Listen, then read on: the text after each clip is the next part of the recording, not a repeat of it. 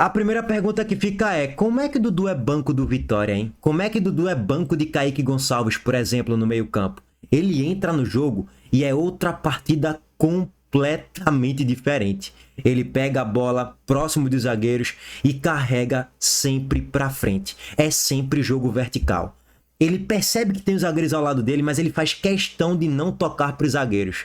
Ele pensa quem é que tá um pouco mais na frente para eu soltar um passe quebrando linhas. E ele solta um passe quebrando linhas. Ele arrisca um drible, ele arrisca um chute, ele arrisca uma movimentação sempre de forma vertical. Não tem marcha ré pra Dudu não, irmão. É sempre vertical. Ele passa a primeira, depois passa a segunda, passa a terceira, tem uma lombada, ele passa a quarta, passa a quinta. Impressionante a partida do Dudu hoje. E se ele jogar com essa regularidade as 38 rodadas da Série A, ele é um dos melhores volantes da competição. Só que o problema do Dudu é o enorme número de cartões que ele toma todo jogo, que é algo impressionante, e é um jogador irregular. Mas quando o Dudu entra nos últimos 45 minutos da partida, é outro Vitória, é outro time, é outro nível de atuação. E Eric entrou hoje também no segundo tempo e mudou completamente o Vitória na partida. Ele deu 2 assistências para os gols do Vitória. Uma para o gol de Renato Kaiser na cobrança de escanteio e a outra num passezinho que ele recebe de Fabri, dá um tapinha e Baralhas faz o 2-0. O Vitória atropelou o Remo nessa estreia da Série A. 2-0 não traduz o que foi o jogo, poderia ser 3, 4, 5-0, que não seria nenhuma loucura isso acontecer. Primeiro, análise pragmática da coisa é a tabela de classificação, né, gente? O Vitória, nesse momento que eu estou gravando o vídeo aqui para vocês, assume a liderança da competição. Lógico, é um jogo apenas, porque fez 2 gols, não sofreu nenhum, saldo de 2 nesse momento. Nenhum outro time está vencendo por mais de um gol de diferença. Apenas o Fluminense, né, que também está 2-0. E aí, no detalhe, o Vitória está na liderança junto com o Fluminense. Só que o ponto não é analisar a tabela de classificação agora, não. O ponto é, quem é o meu concorrente direto na briga para não cair, para somar os 45 pontos? É o Remo, é um Coritiba, é um Atlético Paranaense que subiu da Série B para a Série A agora. Eu coloco o Mirassol no bololô, eu coloco o São Paulo no bololô, eu posso também colocar aqui a Chapecoense no bololô. Tem vários times para a gente colocar e pontuar aqui na briga inicial pelos 45 pontos, beleza. Mas primeiro o Vitória tem que pensar no seu, velho. Confronto direto contra o Remo no Barradão, independente do dia, do horário, se tá chovendo, se tá fazendo sol, eu tenho que vencer. Porque o Vitória tem um elenco melhor do que o Remo e tá jogando com a apoio do seu torcedor e é um confronto direto. Tinha que carimbar os 3 pontos e conseguiu carimbar 3-0 e ainda criou saldo. Excelente resultado. Pro Remo, um resultado normal de certo modo, pela limitação de grupo do Remo. O banco de reservas é fraco, o time tem suas limitações de certo modo. Assim, eu até acho que o Remo ele comete um erro, um equívoco em começar a Série A com mais de 4, 5 jogadores ainda não podendo estrear, porque ainda tá chegando, questão de regularização, bid para lá, bid para cá. Então, acho que é um erro de planejamento do Remo. Como é que você vai fazer a tua final de Copa do Mundo? Todo jogo, todo confronto direto, para mim, desde a primeira rodada, tem que ser encarado como a final de Copa do Mundo. Então, como é que tu vai fazer essa final de Copa do Mundo com vários jogadores nem podendo atuar? Para mim, isso é um erro da diretoria, inclusive. E aí, voltando, né?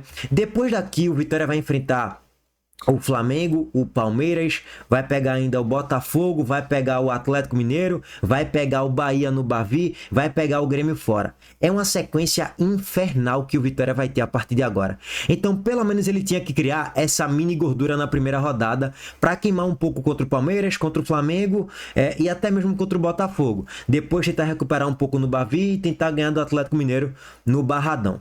E assim, mais uma vez, velho, o Vitória vem de um 1-0 que perdeu agora no Bavi, no último final de semana, com gol de Del, né? Porra, a imagem ficou péssima pro Vitória. Porra, a impressão que passava é, meu irmão, esse time tem que melhorar muito, senão vai cair pra Série B, o time é uma porcaria, nada presta.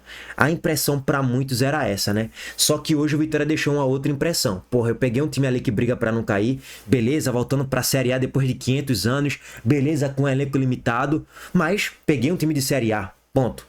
E fiz 2-0, merecendo fazer 5. Eu atropelei o meu adversário com autoridade durante todo o segundo tempo. Então a impressão hoje é, ufa, não estamos tanto na merda assim como muitos achavam que tava. E ainda vai chegar um Marinho aí pode chegar outros jogadores no meio campo que pode ajudar ao longo da temporada. Então não é tanta terra arrasada assim, tá, gente? Bom, agora passado toda essa introdução geral aqui de Vitória e Remo, vamos para o jogo de certo modo, né? Um primeiro tempo bem ruim. Jair Ventura colocou o time no 3-5-2, como normalmente ele está acostumado a jogar, ou 3-4-2-1, vai, com Richelli, Camutanga e Zé Marcos no trio de zaga, Ramon na ala esquerda, na ala direita Mateuzinho, e aí você tem Kaique Gonçalves e Baralhas na dupla de volantes, Aitor Cantalapiedra com uma espécie de meia pela esquerda, Mateuzinho com uma espécie de meia pela direita e Kaiser de centroavante. E de coração, eu não consegui entender o porquê Jair Ventura colocou Aitor Cantalapiedra e Mateuzinho. Por que Eric foi banco desse time? Eric também foi uma das peças-chave para mudar o patamar do Vitória do meio para frente. Ele melhorou muito o Vitória no segundo tempo, assim como o Dudu e também Fabri. Por que Eric comeu banco? Eu não consegui entender. Se fosse para alguém ir pro banco, seria Aitor Cantalapiedra e não Eric. Então, eu não consegui entender isso. Eu não consigo entender como é que Aitor ainda continua na titularidade, na frente de um Mateuzinho e até mesmo na frente de um Eric no caso de hoje. Não consigo entender isso, mas beleza. E de centroavante, Eric. O Remo foi com Marcelo Rangel no gol. Parênteses sobre Marcelo Rangel. No primeiro tempo, o Vitória chegou em duas oportunidades, né? Uma com a cabeçada de Kaiser, no cruzamento vindo da esquerda de Ramon, que Marcelo Rangel fez uma defesa, mas toda atabalhoada, uma defesa meio tosca, uma defesa meio bizarra até, batendo roupa. Aí na narração, porra, Marcelo Rangel salva o Remo. Não tem nada de salvar o Remo não, cara, ele quase tomou um frangaço. Aí depois, Mateuzinho recebe uma escorada de Kaiser e Mateuzinho chuta no meio do gol. Marcelo Rangel bate roupa de novo, faz uma defesa toda esquisita.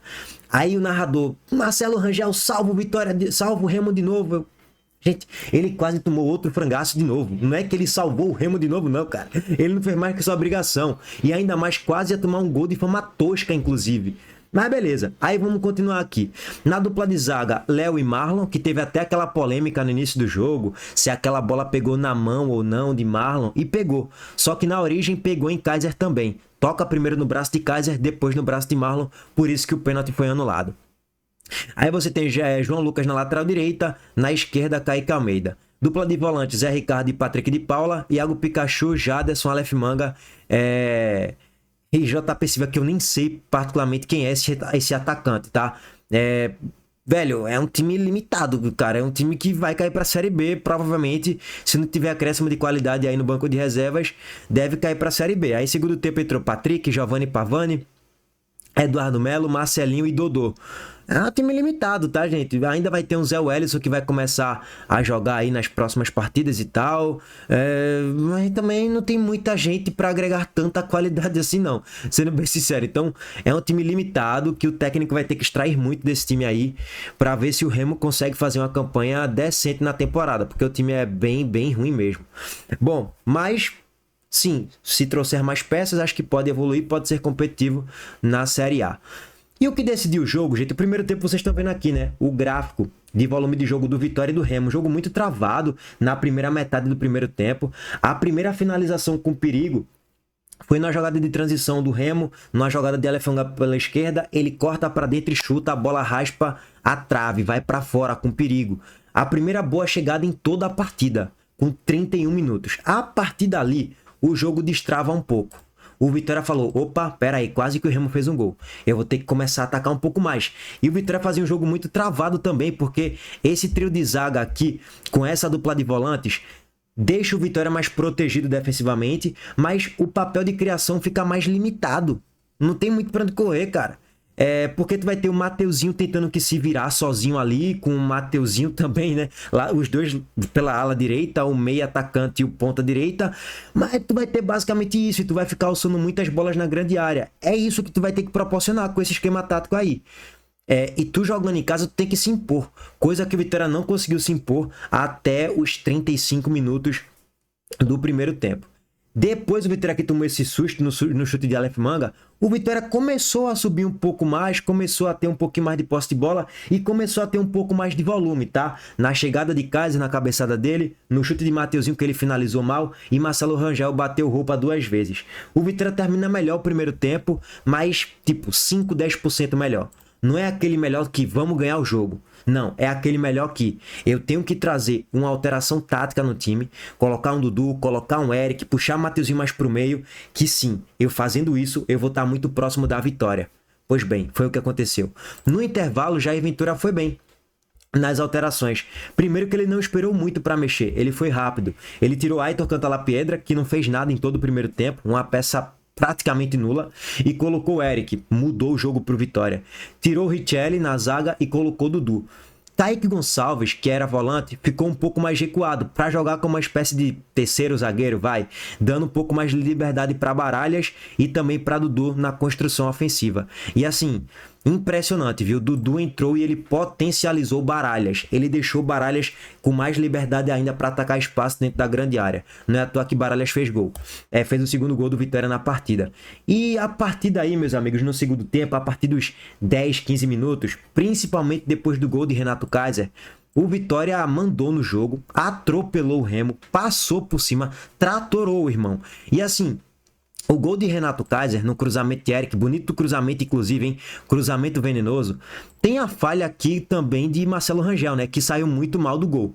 Ficou caçando borboleta e Renato Kaiser, com o goleiro batido, só desviou. Ele nem precisou saltar praticamente. Marcelo Rangel não fez uma boa partida, saiu muito mal nesse gol e o Vitória fez 1 a 0.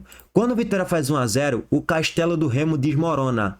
O Vitória começa a dominar o jogo com uma autoridade surreal. Fábio ainda entra ali, né? Aos 22 minutos do segundo tempo, 25 minutos por volta disso.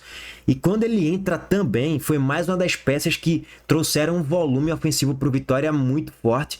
O Vitória passou a ter um Baralha jogando muita bola, Dudu jogando muita bola, Fábio jogando muita bola, Eric jogando muita bola. Então era um Vitória muito móvel, com muita velocidade, com muita imposição física, atropelando o Remo, que ficou tonteado. E aí o Juan Carlos Osório, né, técnico do Remo, não conseguiu promover alterações para estancar a sangria. E assim, 2 a 0 ficou barato, viu, gente? Porque quem viu o jogo sabe. Teve gol impedido do Vitória, teve bola na trave de Fábio, poderia ser 3, 4, 5, 6 a 0 tranquilamente, e o Remo não conseguia trazer resposta nenhuma no jogo, e o Vitória ia ganhando todos os duelos. Primeira, segunda bola, ia atropelando fisicamente a equipe do Remo, e tecnicamente também.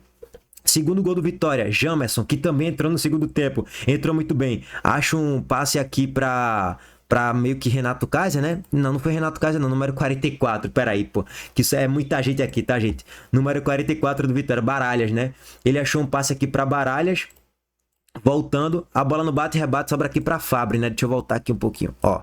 A bola vem aqui para Eric, no bate e rebate meio que sobra para Fábio. Aí Fábio acha um passe para trás, belíssimo passe por sinal. Eu acredito que Eric tentou dominar essa bola, só que a bola escorreu, pum, passou. Só que ela passou para Baralhas fazer o 2 a 0 e praticamente matar o jogo. O 2 a 0 na Série A não mata o jogo, não. Eu que torço pro Sport sei muito bem o que é isso. Ano passado eu abri 2 a 0 várias vezes e tomei empate virado, inclusive. Mas enfim, acho que o Vitória faltou um pouquinho mais matar o jogo ainda para um 3, 4 a 0, porque o Remo, aos 48, achou até um chute na pequena área. A sorte é que foi em cima de Gabriel Vasconcelos. Se o Remo acha um golzinho ali, é 2 a 1, é pandemônio, é o Remo em cima, e um jogo que estava absolutamente controlado poderia ficar perigoso para o Vitória até poder tomar um empate, né? Mas enfim, os 3 pontos é justíssimo. A Vitória se passou muito pelo treinador Jair Ventura, que deu um nó tático em Juan Carlos Osório, e as entradas de Dudu, Eric e Fábio mudaram radicalmente a partida, tá? Para mim os 3 jogaram muita bola mesmo hoje. Bom, é isso, gente. Não tem muito mais o que falar, não. Mais tarde estaremos aqui em live para debater um pouco mais a Série A. Aquele abraço para todos vocês. Tamo junto. Valeu, gente.